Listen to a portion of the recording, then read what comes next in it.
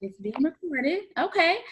All right, everybody. Welcome to another episode of the Lotus Circle podcast, a podcast for millennials and progressive adults, where our conversations are predicated on personal finance, professional self-development, and navigating the adulthood space. So I am your host, Daniela, and I am super excited to share that today is our first video recording. Can you believe it? Like after a whole year, I've decided to finally show my face and show the face of my guests. And so I'm currently running a women's entrepreneur series where I'm highlighting whether it's established artists, entrepreneur women, as well as up-and-coming ones. And so today I'm so excited to have Monica Monique, who is the creative director and fashion designer for her company that is called Monica Monique's Fashion House. And so just to kind of give you guys a little bit of background before she adds to what I have to say. As I mentioned, Monica Monique is a creative director, fashion designer, and business owner. She has a fashion collection that focuses on quality, texture, and the details that not only make each garment unique, but make you feel unique in them. Monica also designs for other brands, brings sketches to life, consults on fabrics, trends, cuts, color, and much more. Working with other brands to elevate their target customers' sense of style and sense of self is a passion of hers. And so, Monica, thank you for taking the time to interview with me. No problem. Of course. And I would like for you to pretty much add anything else that I did not cover in your bio. I mean, yeah, you pretty much hit it. I'm a fashion designer, business owner, sometimes seamstress, sample maker, website developer, marketing strategist, social media manager. You know, when you're an entrepreneur, you got your hands into everything. So yeah. My base is fashion. Basis is fashion. Okay. I like it. All right. So let's go ahead and begin this podcast by discussing who Monica Monique is. Where are you from and where do you currently reside? From Philadelphia, PA. Currently reside in Philadelphia. Oh, nice. Okay. Yeah. I've definitely traveled a lot. Did a couple years in New York. Have gone everywhere, and even gone as far as Greece and Italy and everywhere. And always felt like home is where it's at. I love Philadelphia. I love the city. I love the different cultures and people and the environment. So I travel often, but I gotta keep my base. Yeah. Okay. And just to actually give some context as to how this whole interview was established, earlier this year in June, I attended the Summit 21 conference, which is like this big emporium for like entrepreneurship women. And you have the opportunity to connect with like-minded women. And so Monica Monique kind of caught my attention, if you will, because she came to the conference, I believe it was like the last day, with like this beautiful ensemble, to the point where Max Waters actually noticed her and was like, I'm willing to help set you up to succeed with your business. And when I see that, I'm like, someone like her needs to be on this platform to tell the world about what it is that she's doing and her passion and how she's inspiring many, many women. And so that is where we met, and then I just reached out and we're here today. So yeah. All right. So let's go ahead and talk about what sparked your interest in starting your fashion house. Basically creating a space that I felt like didn't exist. Yeah. I felt like there were a lot of clothing stores where, of course, I'm obsessed with clothing stores. I've always worked in the retail business, from retail to fashion to manufacturing. Had my hand in every part of fashion throughout, my first job at 16. Yeah. But I felt like something was always missing. Like there was no store to me that was customizing stuff for their clients. Like in my store, Oxymoron Fashion House, I have clothes I have ready to wear, but it's also like, if this size large doesn't fit you on your chest because your chest is small but your hips are big, you can get it same day altered. If something doesn't fit your body the way you want it to fit, you should have an in-house seamstress to be able to fit it the way you want. And also offering people the opportunity to create their own style. You don't have to look like everybody else. Even if you love this skirt the way it is, you might want it to be a little bit higher so that you can cover your rolls or your stretch marks.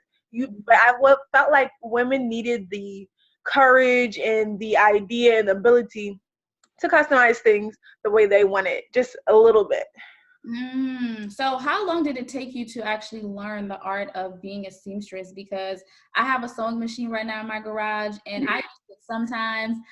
Sewing can be fun, but it's also very difficult to learn like the different sewing techniques, how to do the whole grading. So how long did it take you to actually learn the whole process to become a seamstress and also be a fashion designer? Yeah. So when I was in high school, when I was in elementary, I started making things out of socks. I used to cut up the best church socks and make clothes for my dolls, make hoodies, make dresses. But as I got into high school, I started to wanted to make clothes for myself and for human-sized people.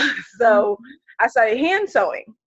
Then when I started working retail jobs in high school, I was like, okay, I like this pair of jeans. I want to see how it's made. So I would buy a pair of jeans, cut them up, see how the pattern was, and see if I could put it back together. So I started really looking into different things and creating opportunities to actually find resources for fashion design that I wasn't available to. I didn't have a sewing machine. I didn't have a sewing class. I just had to use what I had. And I also don't come from a family where anybody sews. So a lot of people are like, oh, my grandma used to sew or our mom used to sew. But nobody in my family sews. They don't know where I came from. Wow. So I really created those opportunities. And then I just decided to go to college for fashion design. And I really didn't master sewing or being a seamstress or altering or tailoring until I took the 4-year bachelor's degree program. And I felt like those classes for me were necessary for how I learned. Wow, that's exciting. Okay. And so let's kind of talk about the blueprint for starting a business. Typically, specialists will tell you, okay, first you need the idea, then you need to develop your business plan, then you need to target your audience, then you need to find a manufacturer. So what was your process? Do you have a blueprint when you were starting your fashion house? So for me, my blueprint was working in retail. It really was. I worked in retail at little small boutiques, let's say Forever 21, H&M, Eternity Fashion. I worked at little small retail places from high school throughout college, and then I worked at Macy's for actually my whole 4 years of college. Yeah. So I got to see how retail works, how the fitting room works, what you do when you have a return, how you handle customers, how you talk to your clients, how you do everything when it comes to customer service, retail, and all those things. Then when I graduated college, I started working at a manufacturing company. Nice. So even while I'm doing, the fashion design thing, I'm still working at a manufacturing company where I learned how to put 200 dresses together within a week. How to make a lot of stuff fast, how to do a lot of products fast. Then I learned quality control. Then after I left the manufacturing company, I started to do visual merchandising for stores. So basically I worked at Forever 21 and I did the mannequin setup. Okay. But I changed the mannequins' outfits, I did the lighting, I did the back house stuff, I did inventory, working with all those things. And then I went for another company and I did setup, so building the store for them. So I basically put the racks together, put the mirrors on, assembled where the fitting room should be, where the lighting should be, where the computer register should be. So I really had my hands in each part of a retail store in the fashion design business for those 8 years leading up to me going into the process of actually opening my store.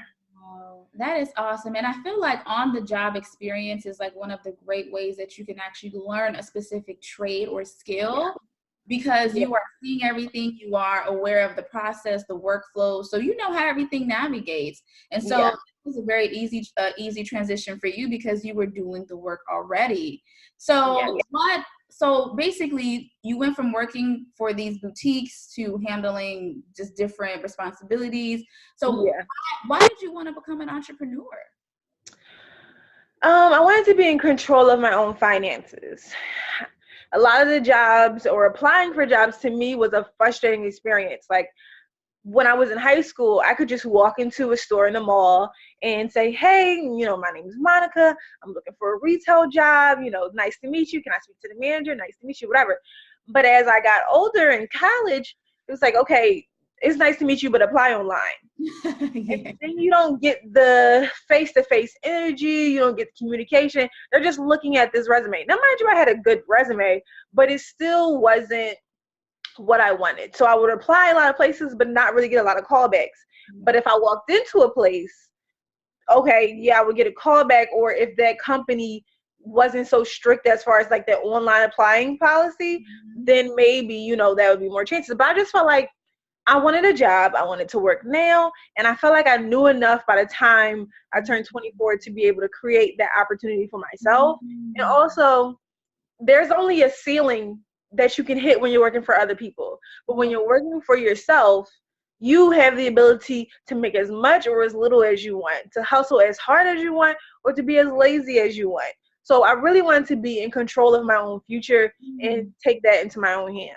One book, that's a very valid point. One book that actually changed my mental trajectory when it comes to determining if I want to side hustle or work for another person for the rest of my life was this book that's called Rich Dad Poor Dad by Robert Kiyosaki. And so he talks about the whole hamster wheel of, the traditional thinking where people say, okay, just get a good job and you'll be set for like the rest of your life. But I really think that you have the power to really shift that direction.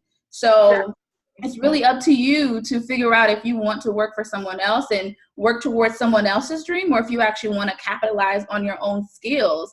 And so I definitely encourage everyone, if you have a skill, please capitalize on it. Learn different things, speak to industry professionals, because I think that you can make a whole lot of money with your own personal skills.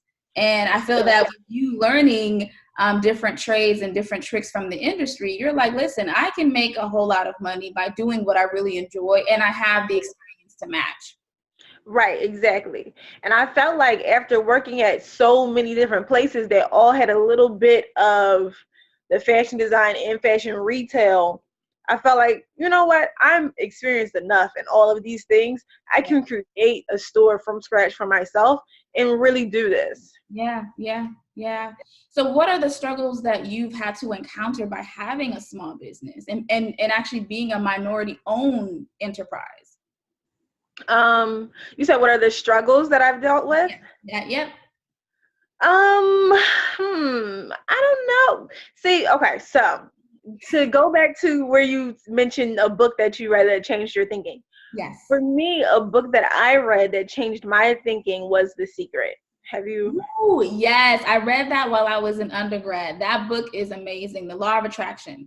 Yes.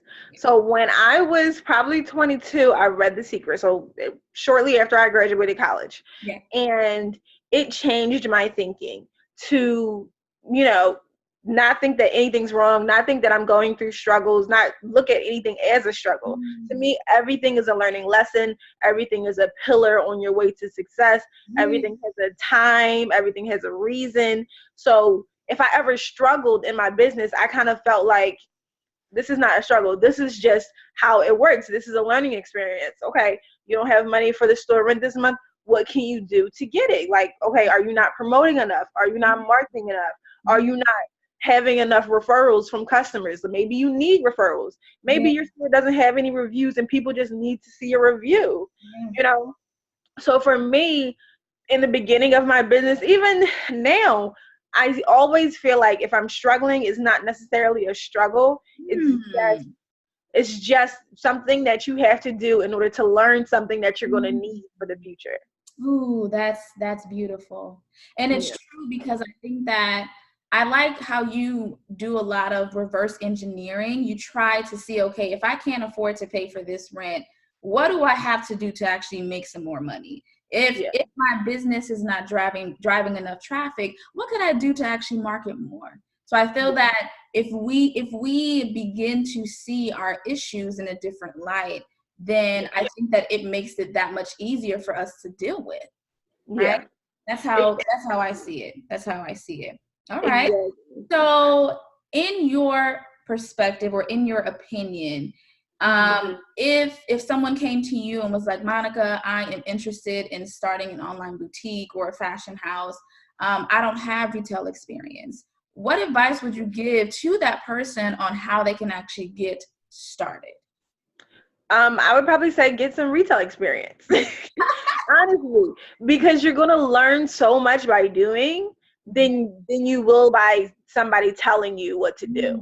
Yeah, You yeah. know, like, showing me how to fish versus whatever that saying is. Like, Yeah, but yeah, really, like, you're gonna learn so much by actually doing, by me telling you what to do.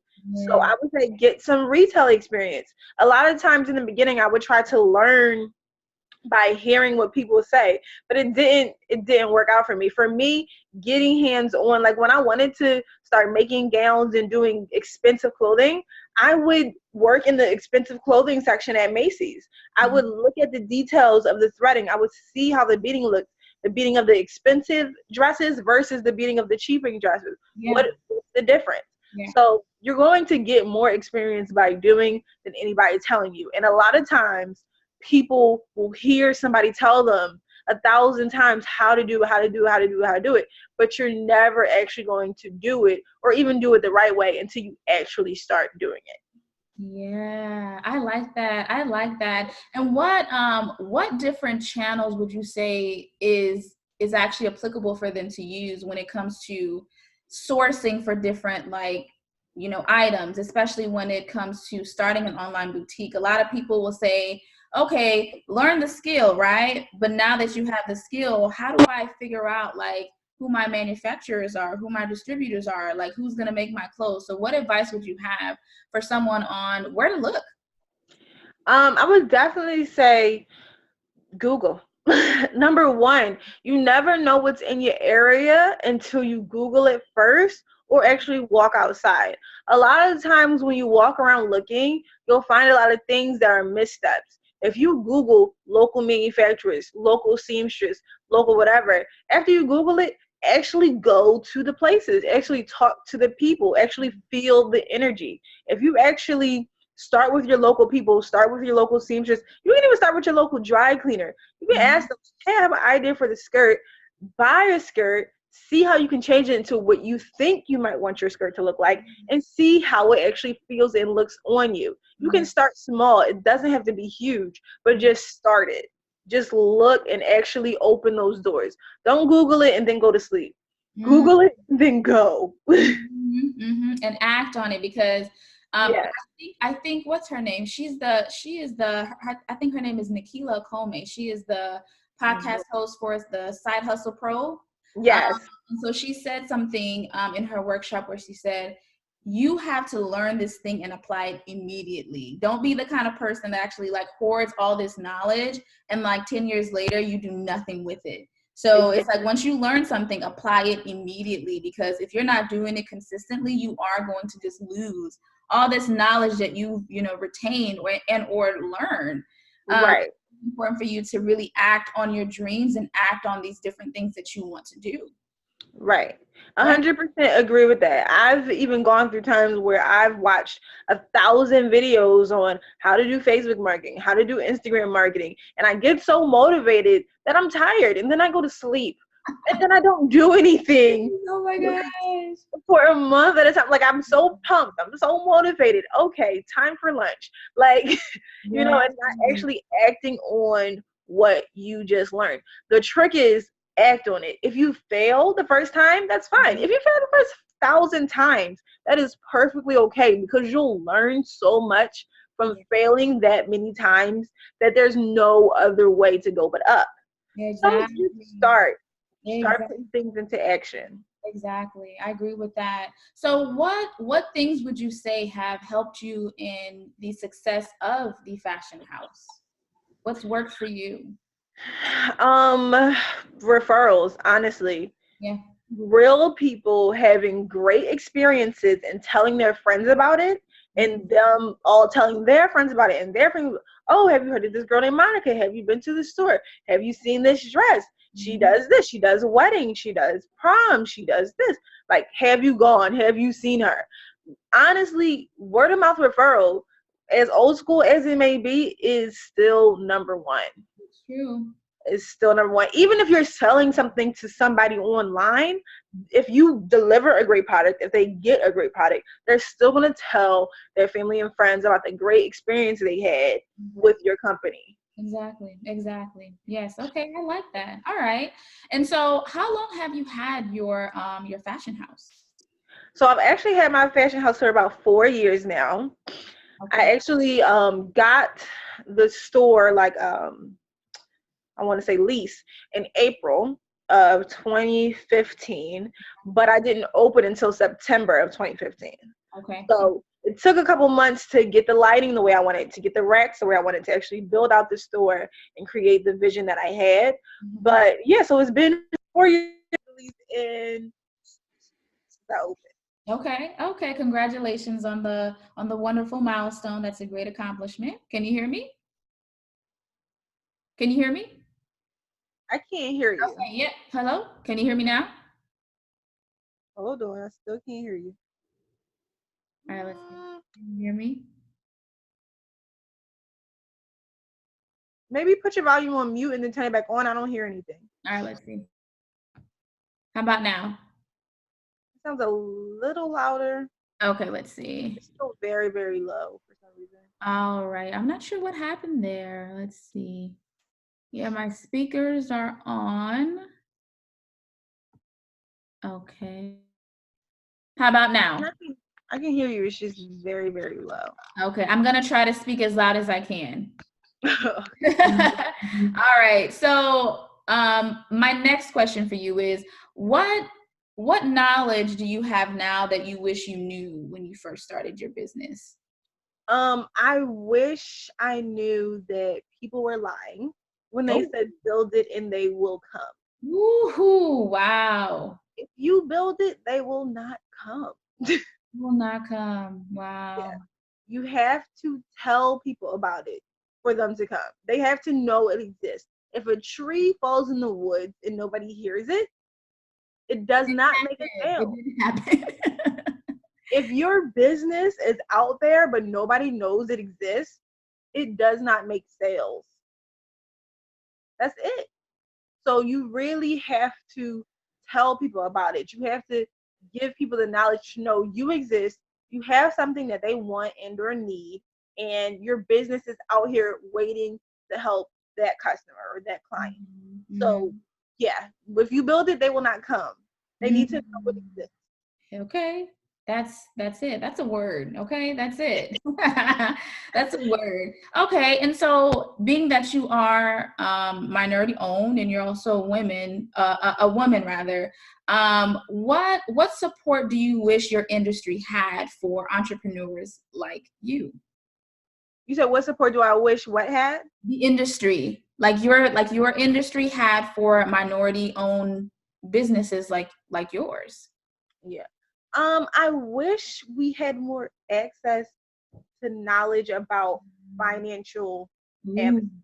What different financial avenues to take? What is a line of credit? What is a credit loan? What is a business loan? What is the small business loan? What is the SBA? What does this company do? Like, how do I reach venture capitalism? How do I know about all these things? And that's actually what my question to Maxine Waters was that night. Like, how do I access all of these financial institutes that I otherwise don't know exist, or people might not help me know exist? Like, how do I create the opportunity that I feel like needs to be there for Black people in financing their business? Yeah. And speaking of finance, did you use your personal funds to support your business? And how long did it take you to actually save the money to start this fashion house? So I actually use my personal money, always have. Yeah. I'm actually waiting for somebody to give me some money. Yes. Yeah. So I actually use my personal funds. I saved up honestly, maybe 5,000 at the most.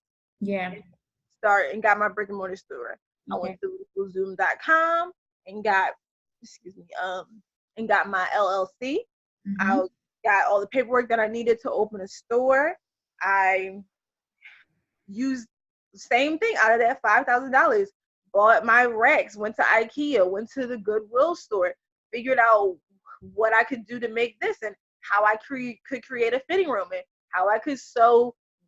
I have like these fur panels on my fitting room because I wanted my store to look luxurious. So I just bought,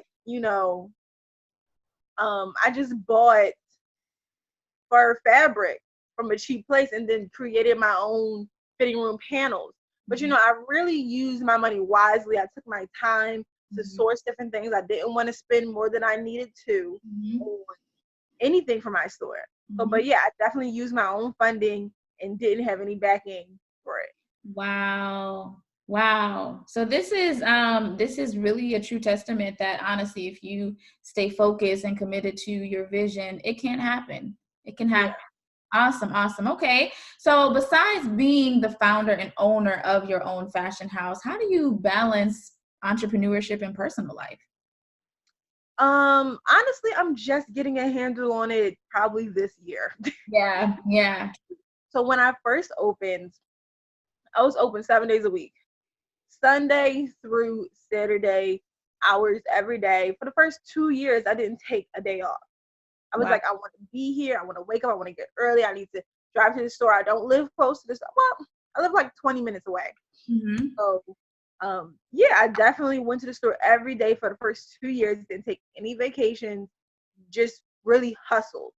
And my third year, I was like, okay, I'm going to take Sunday off. Give myself one day, And then this year, 2019, I was like, okay, I'm going to take Sunday and Monday off. Now, mind you, I've scaled it back because I feel like I can't sleep for 2 days straight. I don't like being off. I don't know what to do with my hands. I'm like, I got to do something. I got to make something. I got to talk to somebody. So, but yeah, personal life, I just kind of started to get a handle on this year because I really felt like I wanted to dedicate time to nurturing myself, to working out, to eating right, to talking to family members, to talking to my aunts and uncles that are older, to really just nurturing the relationships that I have. I felt like I nurtured the business for 3 years and now I need to nurture other things as well. Yeah. And having that balance, or as I like to call interdependency, makes a difference because with me, I have the podcast, I have my job, I have my husband, I have a house to run. And so it does become very overwhelming, especially when you have other side hustles that you want to launch. And so when you can find harmony between the day job and the night job, I think that it makes, life that much easier. Life is not easy, but I think that it makes things very easy to handle. So yes, finding harmony, interdependency, and or balance with your work life and personal life, it makes a difference. It's definitely important. All right, so the last item is, where do you see yourself in 2 to 5 years from now, whether it's personal life or business wise? 2 to 5 years from now? Yeah. I think I'm still figuring it out, honestly. Like, things change so much and so fast. Like, I definitely think I'll still have my store, Oxymoron Fashion House, but I think in general, I just need to focus on both. And then that's another thing too. Like, Monica Monique, the brand is the brand itself. So me working on my fashion line at the same time as having my store be nourished and have all the different things that it has always been a balance. And I feel like now that the store is kind of running itself, it's kind of doing really well and people know it exists, now I need to nurture the Monica Monique brand more. It's a luxury brand that focuses on, like you said earlier, texture, quality, cut, color, things that make you feel special in the garment.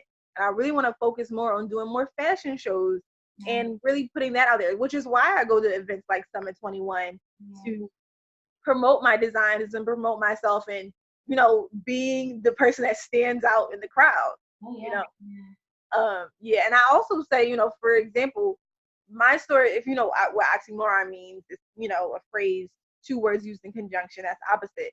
And for me, I've always been a social introvert. Like, I'm social, but I'm also quiet and introverted. And it's always been a benefit to have clothing that stands out, that makes people want to talk to you. Yeah. And for me, that's what my brand represents. Like, you don't have to start a conversation. Somebody will walk up to you and ask you where you got that dress, and then you can talk to them. Yeah. Yeah. Yeah. I like that. I like that. Yeah.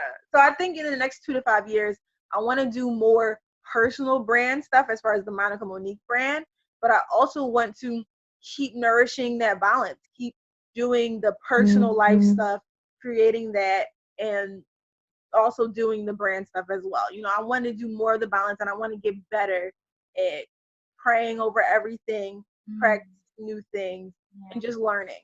Yeah. Okay. Awesome. That's great. Awesome. Okay. And so now we're actually going to head into a segment of the show that is called Inspiration Avenue, which is where you are going to share a quote or adage that you have heard in your life that has either changed your perspective for the better or changed who you are as a person. Then you're going to say why this quote has impacted you. Okay, 1 second. Let me pause. I'm gonna try to put my headphone in and then take it out and see if that changes the sound, because I couldn't hear that part. So 1 second. Yeah. Let's see. So we're just taking a little break.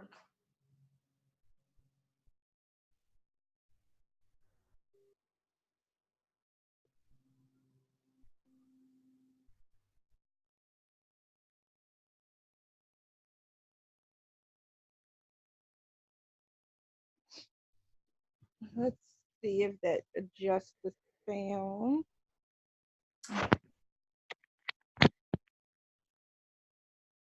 You know if it's better. Some. Is it better? Oh my God, it got better. I should have did that. All right. So essentially, as I mentioned, is that we are heading into another segment of the show that is called Inspiration Avenue, which is Okay. you are going to share a quote or adage that you heard in your life that either changed who you are or your trajectory. And then you will say why this quote or adage impacted you. Okay. So wait, do I say it now? Yeah. So I would definitely say that the quote that changed my life is, and I don't even know when I heard this, probably when I was a teenager, but where there's a will, there's a way. Period. Where there is a will, there is a way. Like, if you want to do something, if you really need something out of your life, if you want to have success, where there is a will, there's a way.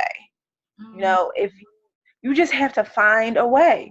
All you have to do is find a way. You will go through a lot of things. You will have a lot of closed doors, but I promise you, there is always an open door waiting. So keep knocking on doors until one opens. Keep finding different avenues to get what you want. Yeah. Yeah. And so how do you feel that has changed who you are or like your thought process? I think that it changed my thought process because I always kind of felt like, okay, I mean, maybe when I was in high school, because I promise you, after I read The Secret, my mentality changed. Yeah. But even in high school or in my college years, I was thinking, this stuff is hard. I don't know how I can do this. I don't know how I survive. I don't know how I can pay the bills doing this. I don't know how people would believe in me. I don't know how this. I don't know how that. If there's a will, there's a way. Yeah. It changed my mind to create opportunities that are not there. Create it. Somebody is looking for that. Somebody needs that. If you thought of it, if you wanted that, somebody else might want that too. Exactly. And you have to understand that where there is a will, if you want to do something bad enough, the opportunity is available. You might have to create it, but it's available. Ooh, yes. I like that. Wow. Awesome. So we've actually reached the end of our podcast recording, guys. Unfortunately, we can talk forever, but we have a time limit on Zoom. So my goodness. we do have to, unfortunately, end the conversation. But before I let you go, I would certainly love for you to share with our audience where they can find you on social media, on your website, wherever you're available. Share with them. Yeah, okay. So I have like a lot of social medias, but my website, I have two. So there's MonicaMoniqueShop.com. That's Monica Monique Shop. spelled normally. Mm-hmm. There's also I am MonicaMonique.com, and that's where I have like my press stuff, about me, portfolio, and on the shop page, I also have a shop page there as well. But on the shop page is more of my current trend shopping stuff. Mm-hmm. Social media, Monica Monique _ LLC is my personal Instagram, and Monica Monique Shop is my design Instagram. Awesome. Well, now you guys know where to find her. And you guys can find the Lotus Circle Podcast on Instagram under the moniker The Lotus Circle Pod. We are also on Twitter, TLCPOD, Facebook, The Lotus Circle Pod, and you can certainly download and stream all of our wonderful recordings on Google Play, iTunes, Spotify, TuneIn, Stitcher. We are everywhere, okay? And so we need your support.